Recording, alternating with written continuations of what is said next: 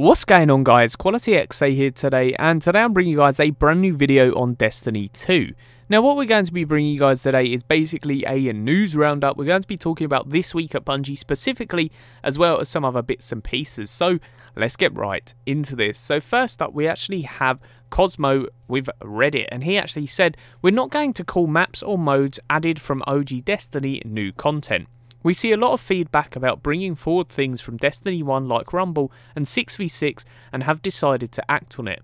We're excited to see these features coming to Destiny 2, but we're not trying to portray them as brand new content that you totally haven't seen before. If you see anyone representing us making that claim, please let me know."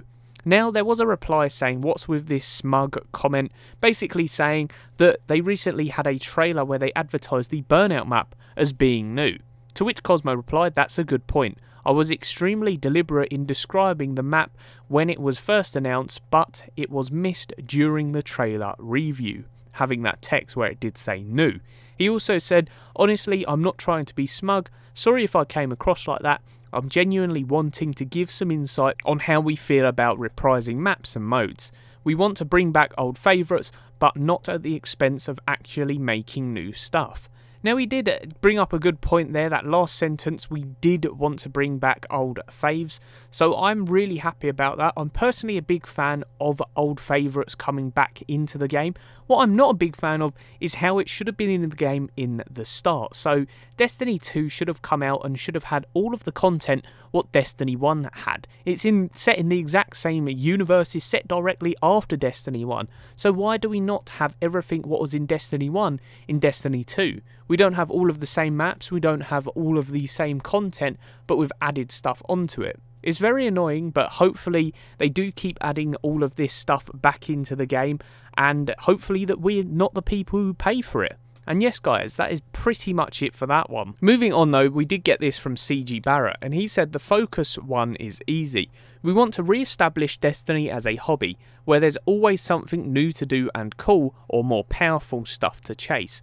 I promise I'll have definite answers for your other two questions soon. Both the random roles topic and weapon slots are extremely high on our priority list. We absolutely owe players answers to those. Now, this is very good indeed. I think it's a really good point what they're bringing up. They're actually talking to the community about this, and I'm hoping that soon we'll be able to get random roles on weapons, as well as being able to have a heavy and being able to use it as a secondary type thing. We'll just have to wait and see, but again, I am a big fan of this. I just really hope that they do manage to sort out something that works for all players, which I do think is going to be very, very hard, but random roles and having a different weapon slot is definitely needed in my honest opinion. Now, I do believe this is a very good point that has been brought up, specifically making Destiny back as a hobby. Destiny 1 was a big hobby for me. I used to play it all the time, so it was more than a hobby, it was almost my life. And then next up, they did actually say about the random roles and having the weapon slots changed around, and it is high on their priority list. So I do believe random roles, we will see them at some point, or some change in how we can actually modify our weapons. As well as that, I do hope that at some point we will be able to have the change in weapons where we may be able to use a powerful secondary instead of having two similar weapons, one with kinetic damage and one with energy damage. We'll just have to wait and see what they can have a play about with their weapons. But what would you guys like to see most with change in regards to weapons? Moving on now, we're going to be talking about this week at Bungie. So they said, "We've already got a lot of feedback about this update, and we'll continue to monitor the conversation. We know this hasn't addressed all of the concerns brought up by the community.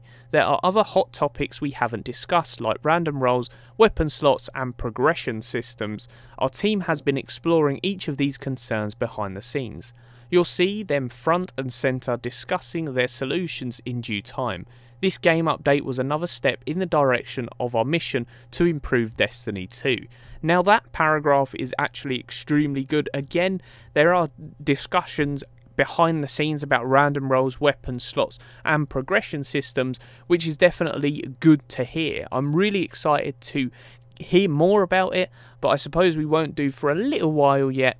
We'll just have to wait until after 1.2 comes out. Now speaking about 1.2, they said with 1.1.4 out of the door, we now turn our attention to 1.2.0. If you have been paying attention to our development roadmap, you will have noticed that exotic weapon changes will be a part of the next evolution of Destiny 2. We felt like now was a good opportunity for a little show and tell first off. Senior designer John Winooski is here to tell you a little bit about the changes we have for two of the less celebrated exotic weapons in the arsenal. Hello everyone, I'm dropping by for another tease of the exotic weapon tuning work to be done in 1.2.0. Today we're going to be talking about the Sturm and Drang. For those who don't know, the core loop of Sturm and Drang, kills with one of the weapon reload the other one while it's stowed. Consecutive kills with the Drang will overload rounds into the Sturm, capping out at a 20 round mag for a hand cannon. Currently the gameplay is focused on fast swapping, and while fun, this lacks the exotic flair we was hoping to add. Sturm is also a little bit unwieldy to use, so we're addressing that too. As standalone weapons, both Sturm and Drang have their base stats improved for ease of gameplay. Drang now has Rampage and a maxed out magazine to help rack up sidearm kills quickly. The true payoff comes to the overloaded Sturm magazine. Overflow rounds into the Sturm now have a damage boost of 1.8 times. This allows for a significant damage increase in PvE and crispy precision 2 taps in PvP. Just don't miss. Now we do actually have some gameplay of this, and I have to say this thing looks absolutely incredible indeed. Both of these weapons are definitely doing exotics justice. Let's just hope we see some more exotic tuning to make all exotics feel more exotic and rewarding to get. So here is some gameplay on that.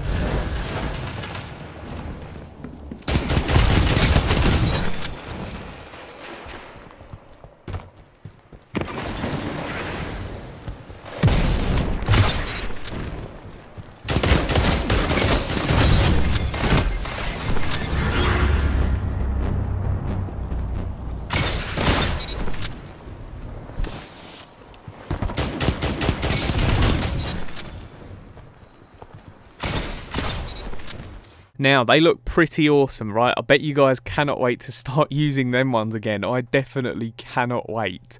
Moving on though, we're going to be talking about the Bungie bounty. So on the 4th of April 2018 at 10 AM to 12 PM Pacific time, on the platform PC and the playlist Mayhem, there is going to be a Bungie bounty. Now what a Bungie bounty actually is, if you guys are new around here, is basically where you play some of the development teams. So there is a list of names here. You've got Cosmo, DMG, Terrible and Liquid. I do believe that's how you say their names.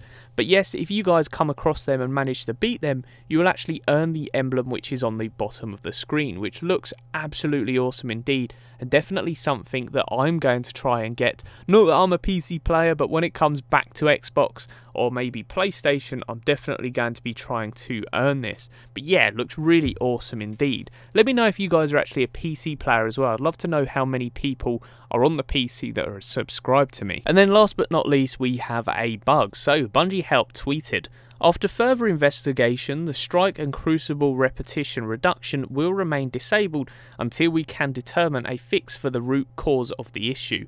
Please stay tuned for bungie.net/updates for more details.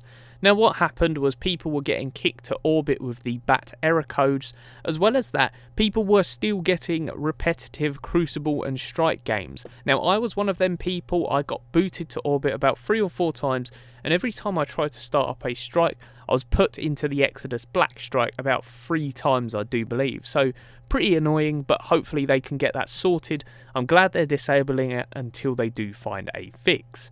But yes guys, are you excited for 1.2.0? Really cannot wait for them exotic masterworks as well as some of the other updates coming. But yes guys, if you did enjoy, a like is much appreciated, as well as subscribing if you guys are new around here. But as always, peace out, and I hope you enjoyed.